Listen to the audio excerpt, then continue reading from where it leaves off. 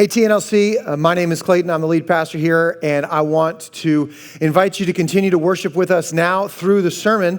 And before we dive into that, I want to take just a minute or two to give you a little context and address some stuff. Over the last week and a half, we've seen some tremendously upsetting and altering events take place in our country. We've seen people post on social media. I've written posts. I recorded almost as long as a message will be sometimes during the quarantine, 20-minute video.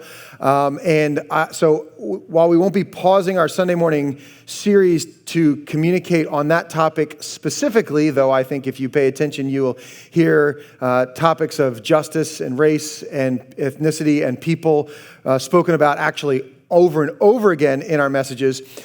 We do want to let you know about the other things that have been put out, and I'm also planning on recording some additional videos over the next coming weeks to add to that conversation.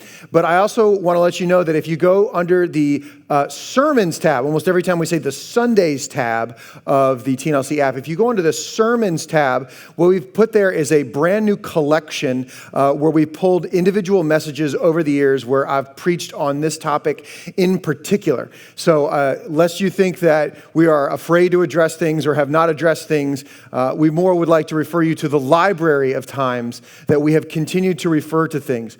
And I want us to continue to press in to be people of God, to be people who are changed and transformed by Jesus and change the way that we personally interact and what we are, and understand the things that we are speaking for, the things that we are speaking against. And I want us to pray for peace. I want us to pray. I don't believe that anyone has to be hurt or anything has to be destroyed for us to be able to listen to each other, to love each other, and to love God. I don't believe any of that's necessary. So I want to pray and begin that we would have ears to hear, that we would pray for peace and ask that God would not come and do it for us, as you're going to see in this message and over the next couple weeks, but that God would continue to give us the courage to do the things that He has already called us to do.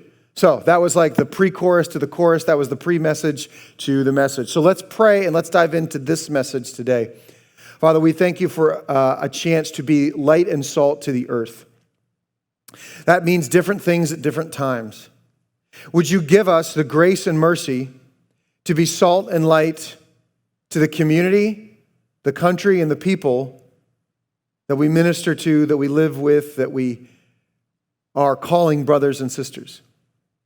God, would you bring peace, not just quiet, not just ceasing, would you bring peace all where injustice, fear, anger, and violence is found? Would you bring peace, not just simply a ceasefire, but a weaving together of all things to be as they should, in your glory, in your name. Amen. So this is week 2 of our series, The Way Forward.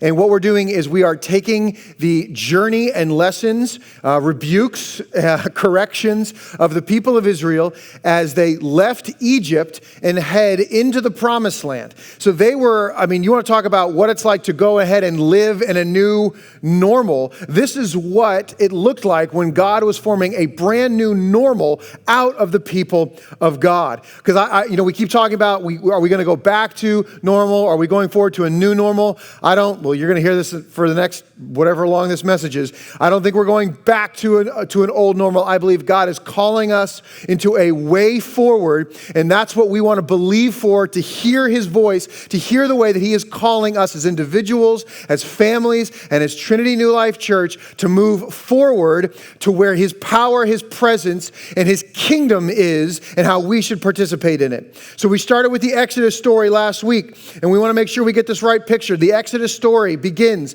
with the Egyptians in Exodus 1:13 had worked the people of Israel without mercy for hundreds of years. Every single person alive in Egypt who was Jewish only knew slavery. There was no free Jew, slave Jew. They were all slaves, worked without mercy. until God raises up Moses to be a deliverer. Moses is called while you got to go back and rewind this a little bit or go watch Charlton Heston or Christian Bale or Val Kilmer, hear Val Kilmer's voice or whatever you want to do. Because Moses he was going to be killed as a baby, and then he is saved, and then he's raised in the house of Pharaoh, and then he murders a guy, and then he's got to go out into the desert, and he becomes a shepherd, and that's just then we pick up the important part of his life, where he is spoken to by God in a burning bush. And in Exodus chapter 3, verse 7, it says, "The Lord told him, I have certainly seen the oppression of my people in Egypt. I have heard their cries of distress because of their harsh slave drivers. Yes, I am aware of their suffering." There's never a time, we said this last week, never a time where God does not hear the suffering of his people. "So I have come down to rescue them from the power of the Egyptians and to lead them out of Egypt into their own fertile and spacious land. It is a land flowing with milk and honey, the land where the Canaanites, Hittites, Amorites, Perizzites, Hivites, and Jebusites now lived." And so last week we talked about that the way forward starts with a new life. But as you can see, there's two parts to that promise. God is going to hear and deliver the people, but he's going to do so by calling them to leave where they are and go into a new place, to go into the promised land. And when we think about the Jews leave, you have any kind of framework or context for this, most of the time you think about the Jews were in Egypt, and then God sent the plagues, and then they walked across a river, they went through it, they didn't go on top of it, that was Jesus, and then they're in the desert for 40 years, and then they go into the promised land. And inside of those truths are rich tapestries and many challenges and lessons that we can learn as God is calling us forward into a new normal, into a new promised land. Now, when we think about the 40 years, did you know that there was a time where they scouted out the land to see if they were ready to get into it? Did you know that scouting out it wasn't like they were like, all right, we're going to go through going through the Red Sea, going through the Red Sea. And then they get into the promised land. And Moses is like, BRB guys, I got to get some notes from God. He goes up to the mountain. He gets the notes. He comes back and he's like, guys, here's how we got to live. Bookmark these, make them part of your Instagram story highlights. Like, hey, these are the important things. And they're like, okay. Let's go check out the promised land. Oh, there's giants. It's so scary. That's actually not what happened. There are 2 years pass. 2 years pass between when they leave Egypt and the scouting out of the promised land. In Numbers chapter 10, verse 11, it says, "In the second year after Israel's departure from Egypt, on the 12th day of the second month, the cloud lifted from the tabernacle of the covenant." That was the presence of God, literally manifest. "So the Israelites set out from the wilderness of Sinai and traveled on from place to place until the cloud stopped in the wilderness of Paran." Why would that be?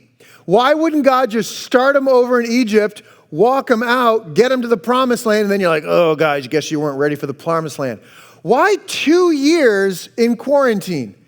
Why 2 years to be deserted in place right where they are? Maybe it was because God knew they had so much Egypt in them that if he brought them out of where they had been and immediately put them into where he was calling them to be, all they would do is make a new Egypt inside of the promised land of God rather than actually begin to create the promised land of God. Maybe they were so used to it. You go, how could they be used to it? It was slavery and beatings and oppression. That's horrible, but it's known. It's routine. It's all any Jew alive had ever known, and they are being told to leave it behind. Now, I know there's nobody watching here who has ever stayed in a place of brokenness because you at least knew what the brokenness was like. Maybe God needed to get them out of Egypt for a long enough period of time before the promised land so that what they didn't do was to march there and reconstruct Egypt inside of the place and promises of God. So maybe there is some advantage to you being pulled out to where God and the routines that you had set up in your life around you, and you're not quite into this new normal completely yet. And I don't think that we're ever going to know when we're there yet. I feel like we're going to be like kids on a road trip. Like, are we there yet? Are we there yet? Are we there yet? And God's gonna be like, I will turn this car right around. Which no dad is ever gonna actually turn that car right around, because you're already setting a speed record to get to where you got to. You're breaking your previous time's record, so you're not turning the car around. Maybe we need to understand that God is trying to shake us out of where we have been and strip us of our expectations, comfort levels, and routines so that he can actually lead us into something new with the promises of God. See, the promised land that God has for us is a place of tremendous blessing and provision, and one he has prepared for us because he goes before us. Do you remember like 4 minutes ago when I read that opening passage from Exodus chapter 3, verse 7, where God says, I'm going to send you into the land where all of these people are? So it was no secret that the promised land had other occupants. God was not trying to be like, oh, they're not ready to hear this yet. He was heads up, eyes open. There are going to be enemies, but it's the promised land I'm giving you. Look at me, don't look at them. So 2 years after the cloud of the presence moves and they go to this land and they're waiting. And it says in Numbers chapter 13, verse 1, the Lord said to Moses, send out men to explore the land of Canaan, the land I am giving to the Israelites. Send one leader from each of the 12 ancestral tribes. So Moses does that. He sends out one person from each of the tribes. We skip down to Numbers chapter 13, verse 25. And after exploring the land for 40 days, the men returned to Moses, Aaron, and the whole community of Israel at Kadesh in the wilderness of Paran. They reported to the whole community what they had seen and shown them the fruit they had taken from the land.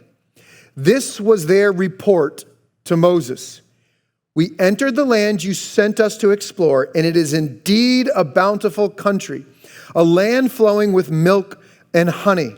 Here is the kind of fruit it produces. Like, we don't even have to take a picture. We're for those of you who were around when Twitter first started, it was all like pics or it didn't happen. They're like fruit or it didn't happen. Right here are the grapes. Here's the fruit it produces. But the people living there are powerful, and their towns are large and fortified. We even saw giants there, the descendants of Anak. The Amalekites live in the Negev, and the Hittites, Jebusites, and Amorites live in the hill country. The Canaanites live among the coast of the Mediterranean Sea, among the Jordan Valley. Yes, full of promise, all the provision God has for us. Did you know there's also enemies there? Oh, it's so scary. Of course you should know that enemies are there, that obstacles are there, that interference is there, that resistance is there. You know why? Because God told you when he gave you the promise that there was going to be obstacles, but focus on him, not the obstacles, not the problem. But that was of the 12 who went in, that was the report of 10. 2 gave this report. But Caleb tried to quiet the people as they stood before Moses. Let us go at once to take the land, he said. We can certainly conquer it. But the other men who had explored the land with him disagreed. We can't go up against them. They're stronger than we are. So they spread this bad report. Fake news. See, it's not that new. We spread this bad report among the land of the Israelites. The land that we traveled through and explored will devour anyone who goes to live there.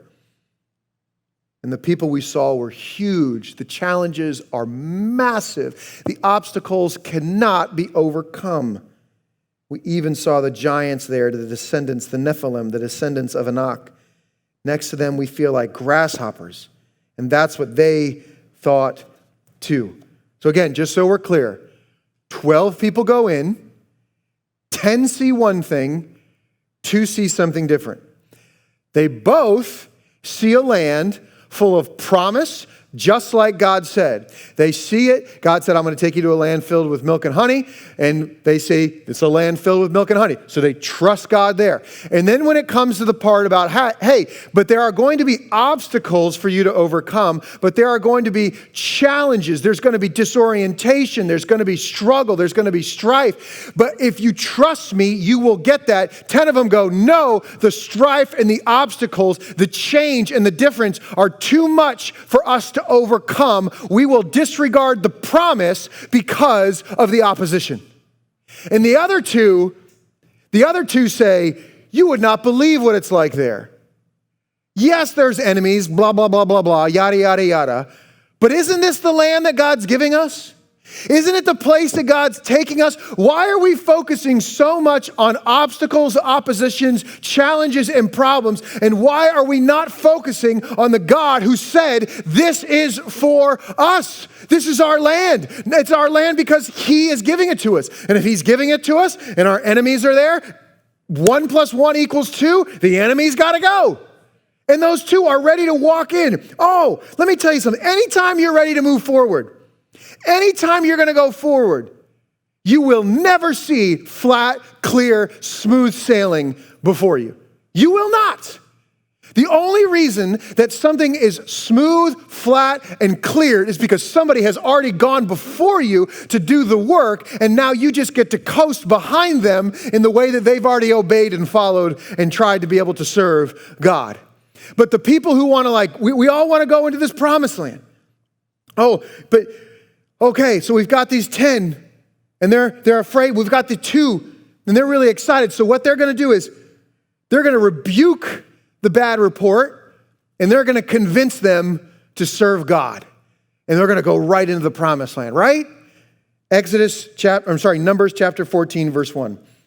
Then the whole community began weeping aloud, and they cried all night. Their voices rose in a great chorus of protest against Moses and Aaron. If we had only died in Egypt, or even in the wilderness, they complained. Why is the Lord taking us to this country to only have us die in battle? Our wives and our little ones will be carried off as plunder. Wouldn't it have been better for us to return to Egypt? They plotted among themselves. Let's choose a new leader and go back to Egypt. I'm not talking in hyperbole when I say I'd rather be in Egypt. Well, we'll get there in just a second. Then Moses and Aaron fell face down at the ground of the whole community of Israel. 2 of the men who had explored the land, Joshua the son of Nun and Caleb son of Jephunneh, tore their clothing. They said to all the people of Israel, the land we traveled and explored is a wonderful land. And if the Lord is pleased with us, he will bring us safely into that land and give it to us. It's a rich land flowing with milk and honey.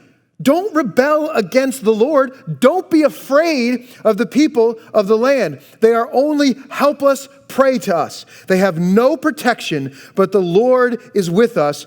Don't be afraid of them. Yes, there are challenges, but what are those challenges if this is the place that God has prepared for us? What are the obstacles? What are the challenges? They don't go away. They don't disappear.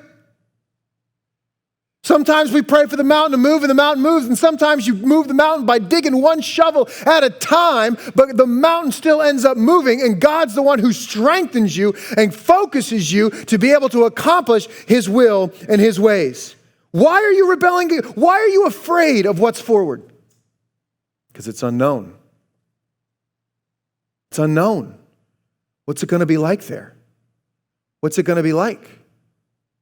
Some of you need more details than others. I've been accused or blessed to be called a low context person. I like a lot of details. Where are we going? How are we getting there? What's the route? Are there tolls? And other people are like, we're fine, we'll figure it out. Okay? Either way, the detail, if you're like, we're fine, we'll figure it out. Okay? Like that's my Jamie Hugerwerf impression, like safety third. If that's you, then you're like with Caleb and Joshua, you're like, yeah, let's go. And if you need a lot of details, Oh, you also don't have to fall back with the 10, because if you need a lot of details, you can go back to the promises of Moses in Exodus chapter 3, verse 7, where God said exactly what he was going to do. And you can go back to these promises right here where they scout the land and go, hey, the land that we just saw, the enemies that we just saw, lines exactly up with the promises that God gave to Moses all the way back in Exodus chapter 3, verse 7, 8, and 9, 2 years ago. 2 years ago. Can't you just bring the promised land to us? Do we really have to leave where we are so we can go after God? Couldn't we have just done this right here without upsetting the whole way of life? Couldn't we have just had our own little Israel inside of Egypt over and over and over again? When the going gets tough, the Jews want to go. Exodus chapter 14, verse 11, they said to Moses, why did you call us to die here in the wilderness? Weren't there enough graves for us in Egypt? What have you done to us? Why did you make us leave Egypt? Why did you make us leave Egypt?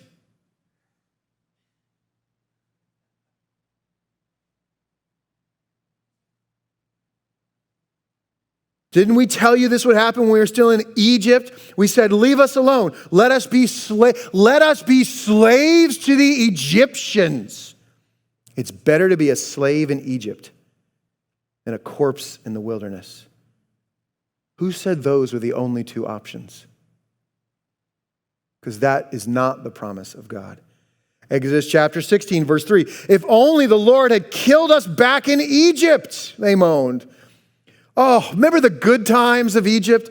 We sat around with pots filled with meat. We ate all the bread we wanted. But now you've brought us into this wilderness away from all of the beatings and whipping, and I don't like it.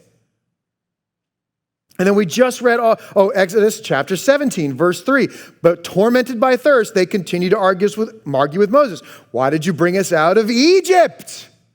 Are you trying to kill us, our children, our livestock, with thirst? And we just read those passages in Numbers chapter 14. They're not just whining and complaining about it. They're like straw ballots. Who's going to be the new leader? Who could we send and go back and be like, Pharaoh, listen, funny story.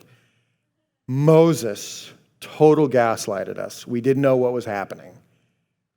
We'd really, really, really like to go back to our old normal, because any attempt to move forward into the promised land of God looks like it's going to have some challenges. It looks like we're going to have to grow in faith. Looks like we're going to have to think differently about faith. Looks like we're going to have to be able to trust him in a way we've never trusted before, and we don't want to. 430 years of being in Egypt, hundreds of years of nonstop slavery, working to the bone, 10 plagues, the splitting of the Red Sea to get them out of there, manna in the desert, water from a rock, quail from out of nowhere, and a confirmation of what is up ahead, exactly how God promised it would be, and they cannot stop saying, can we go back to Egypt? Can we go back to the way that things were? Sure. But don't expect anything new from God. Don't expect him to move in miraculous ways when you won't even move from slavery and bondage. Egypt, Egypt, Egypt, Egypt. This cure you have for us feels worse than the pain we were in. I don't know anybody who says no to the idea of a promised land, but I know very few people who are willing to go through a wilderness wandering to get there. But God had to get them out of Egypt long enough to start letting that way of life, that perspective, that thought process be flushed out of their system, to give them a new law and not just have them again reconstitute their Egypt, their slavery and bondage in the promised land of God. He had prepared it for them long ago, but they were not prepared. The land was ready, but they were not. There was still too much Egypt with them. It's filled with challenges too great for us. Let us go back to what we knew. Or it is filled with great challenges and overflowing with provision and God's promises. We can grow. We can mature. We can take them if we are obeying and following God. We need a season to try to reset us and separate us from where we were so we'll be more receptive to where God wants us to go. But we will still have some who want to try to hold on to Egypt. But let me tell you something. Egypt is always backwards. Egypt is always more comfortable. Egypt is always what you knew. It's never where you're going. And the promised land is the way forward. The promised land is new. The promised land is uncomfortable. The promised land produces, and it doesn't produce insecurities in us. It reveals the insecurities that we already had, but those insecurities didn't have to get dealt with because we were comfortable in the system we were following. Oh, we knew. We come to church on Sunday, we clap for 3 songs. It's on the 2 and the 4, the 1 and the 3. It doesn't really matter because only 4 of us clap anyways. We sit, we smile. We sometimes fill out our connection cards. We look at each other. We laugh in the lobby and we go home. Sometimes we serve, we give discipleship groups. Sometimes that's not what anybody does, and they do that once every few weeks. Sometimes you did it every single week and you were engaged in this rhythm and system. And I wonder if we weren't spinning that rhythm so far and so fast that what we were doing has now been worshiping the way that we worshiped and forgetting about the things that we were actually supposed to be worshiping. Everybody wants to throw pastors, rightly so many times, under the bus for being so consumed with nickels and noses and making Sunday morning the greatest show on earth. You know who else seems to be pretty obsessed with Sunday being exactly the way that it was and always being there? People who have found out that the entirety of their Christianity and their faith was built only on Sunday morning. Only. Oh, that was the only time I heard the word. It was the only time I interacted with Christians. It was the only time I fellowshipped. It was the only time I worshiped. It was the only time I prayed. It's been a rude awakening. It's been a rude awakening for every single member of our staff and leadership team who's like, I know how to make disciples this way. Gosh, I was so good at making disciples in Egypt. I mean, Jesus talks about this in a little nicer way in the New Testament because Jesus is much nicer than me. And he said, the old wine stays in the old wineskin, but the new wine goes in the new wineskin. If you put new wine into old wineskins, it bursts. It can't handle it. The believing Jews, they were the new wine. They ministered into the synagogue until they were kicked out. Wesley, that's the combo name of Wesley and Whitefield. John Wesley and Charles Whitefield. They tried to stay in the churches, their Anglican churches, until they were kicked out. And they had to come up with a new method for people to encounter God. We've been upset from our way of life for over 2 months. Just 2 months. That's not me trying to hope for it to be longer, but to put it in context of other seasons and circumstances where people have seen their worlds turned upside down. Has it been long enough for you to let go of Egypt? Has it been long enough for it to clean out of your system? Or are you still shaking, waiting for Egypt to come back so you don't have to fully detox from it? Everybody talks about wanting to do church in a different way. Nobody's doing it in a new way. I love planning a church and people be like, this is not your mama's church. I'm like, it actually is my mama's church. You know, like people are like, it's not your grandmother's church. I'm like, it's my grandmother-in-law's church. Or like church like you've never seen before. I'm like, do you have music? Yes. Is everybody pointed at the band? Yeah. Do you do like 3 to 4 songs? Uh-huh. And then somebody talks and points forward to the people. Yeah. So pretty much like every church in the last 1,500 years. And I'm not saying I've got a totally new way to be able to do church, but I'm just saying that we have got to make sure that our dependence and the sole foundation of our faith is Jesus and Jesus Christ. And the church gatherings and discipleship groups and those kind of things, they should help to create fuel. They should help to be able to create supplementation, but they should not be a substitute for our faith, because your faith needs to be built on the cross, on the empty tomb, and nothing else. It is not built on my ability to articulate. It is not built on Mason's ability to be able to sing. It is not built on Carly making sure that she gets the right lessons to your kids or has the right teacher. It is not built on any of those things. It's not built on New Life students having the right game or getting them the right Bible study. Your faith and your family need to be built on Jesus and Jesus alone. And if nothing else, in a time of shaking, that God shakes everything that can be shaken to show the things that are still there and maybe what needs to be built on top of it. Everybody, I always talk to everybody. Well, we want to live at a different pace. Everybody wanted to have more community. Everybody wanted to have relationships. If you want that new way of living, you have to leave where you were and go forward into the promised land. What's it going to be like up there? I don't know. Where are we going to live? I don't know. How many services are we going to have? I don't know. We're still going to have services? Yes, the gathering is still of central importance to the Christian believer. But the gathering has never saved you. Or what do we tell our brothers and sisters in China and the Middle East who never get together in groups bigger than what you're doing in your family gatherings and yet have a revival that is unsurpassed in world history taking place? Egypt, Egypt, Egypt, Egypt. Maybe you're going to have to leave your preconceived routines of religion. Maybe you're going to have to invite people into your home. Maybe you're going to have to leave yours. I miss people. I want to gather with people. We're like, great, gather together. They're like, I don't really know how that's going to work out. So you mean like one place here? I know. That would be great. And I'm not telling you at all that we are not gathering together anymore. Please don't hear me in that. And then we're going purely online. That's not what I'm saying at all.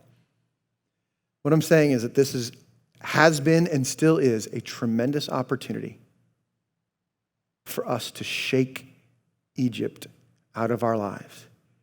Cultural routines and histories and the ways that we practice faith that maybe actually weren't producing anything, but just made us feel comfortable, secure, feels like home. But did you actually live there? Did you actually leave Egypt and go into the promised land? When you come on Sundays, do you come to eat what's been prepared for you? Or do you come to offer food for others to be able to serve and enjoy as well? I mean, if we can get the majority of people to change that mindset alone, what a way to have left Egypt to go into the promised land of God. Numbers 14:8, and if the Lord is pleased with us, he will bring us safely into that land and give it to us. It's a rich land flowing with milk and honey. Do not rebel against the Lord and do not be afraid of the people of the land. They are only helpless prey to us. They have no protection. But the Lord is with us. Don't be afraid of them. Two things they both saw: obstacles and opportunity. Two wanted to trust God and move forward. Two of them were overwhelmed by change and obstacles. What will we do? Will we crave Egypt? Will we only crave and lament what was, or do we trust God even though that is new and scary and will have enemies and obstacles and challenges in it? Will we trust that the way forward is the way that God has prepared for us? Let us shake the dust of Egypt off of our souls, that we might walk in confidence to the promised land that he's called us to. I want to pray and ask that God would show us where we are. Would we leave this Egypt behind, whatever that would be, so that we might be free to walk into the promised land?